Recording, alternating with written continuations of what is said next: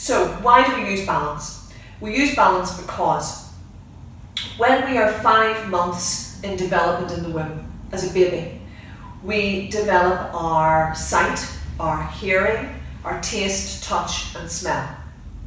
But before all of those senses are developed, we develop what's called our vestibular or balance system. It's a foundational sense. So if there is an underdevelopment in the vestibular system at that time, there is going to be a problem with the connections up the line.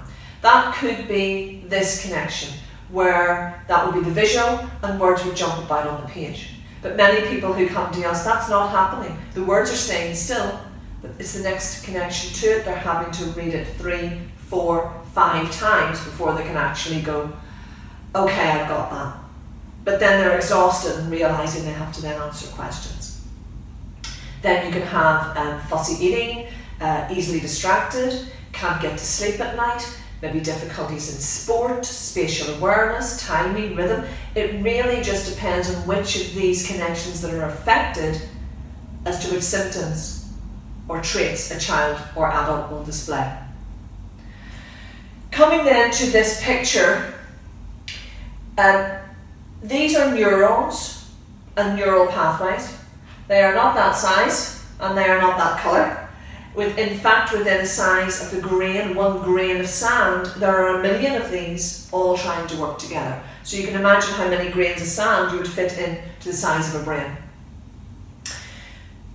Most of them are working perfectly because they are connected. You can see that this line is connected, it's joined.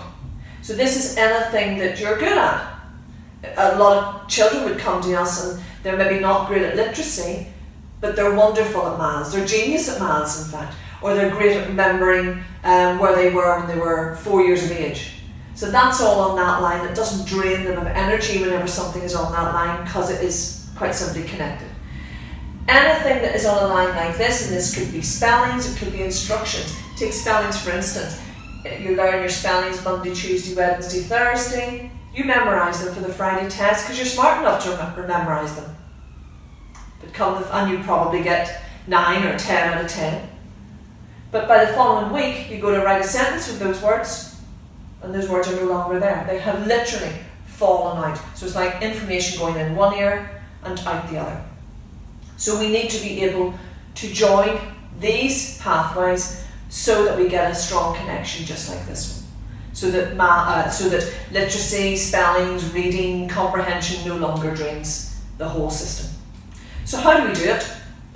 Well, we use a number of different pieces of apparatus, one of them being a beanbag. And of course, we're on a balance board.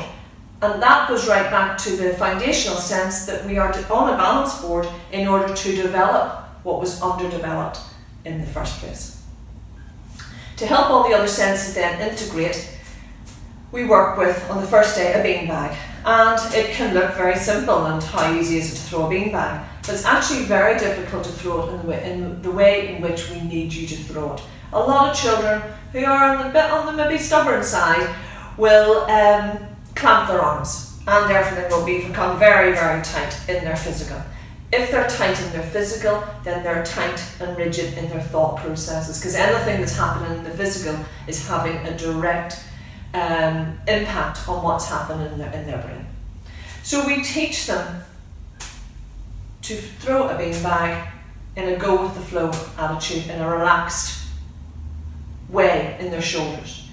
We're also asking them in the first exercise to hold their head still and watch the beanbag with their eyes. That's very difficult. A lot of people, adults and all, will get on this balance board, throw a beanbag and go the exact opposite way. And they find it very hard to track. If you can't focus and track in the physical, you can't concentrate in the mental. So what this is actually doing is connecting the eyes to the concentration. Therefore a child can concentrate in the classroom. So we're working with beanbag, we work with a pendulum ball. A pendulum is used because a pendulum will always swing as much one way as it does the other. That's natural timing and rhythm. It's physics at the end of the day. We're working with fine motor skills, fingertips. We're working with gross motor skills and proprioceptor, the elbow. We're working with the back of the wrist, We're working indeed with the head. And all the time, the child is watching that ball in flight. We're hitting it with our hands, and there's your hand-eye coordination. That can be for sport, it can be for handwriting, etc.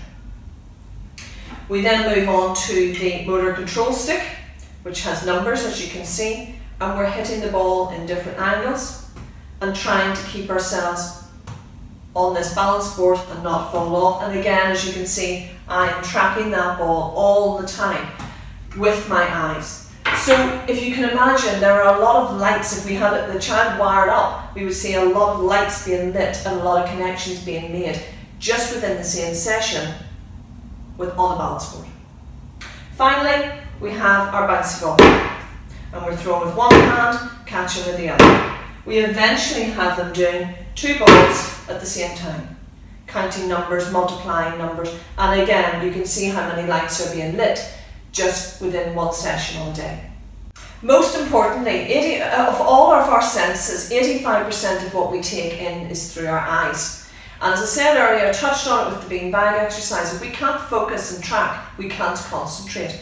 But there's so much more. It's friendships, it's everything. It's sitting with a group of other people and being able to judge when to speak, when to say what, when to be able to find the gap in speech that you can get what you want to say in. And it's reading other people's faces that maybe you're talking too much, and you realise, okay, I better not say anymore, I'll just keep quiet now. Everything is processed through the eyes, okay? So what we do is we work with an eye exercise. Part of the eye exercise is just, and you can do this with your child at home, even off the balance board, and see whether or not they can actually track something in space. There's more to it than that, but even if you tried that at home, if they are looking at that and then their eyes are off, and you have to ask them to look at it again and bring their eyes back in, then they are having trouble focusing, and therefore no doubt having trouble perhaps concentrating or reading or getting what they want, what they know they want to write on their head, getting it down on paper.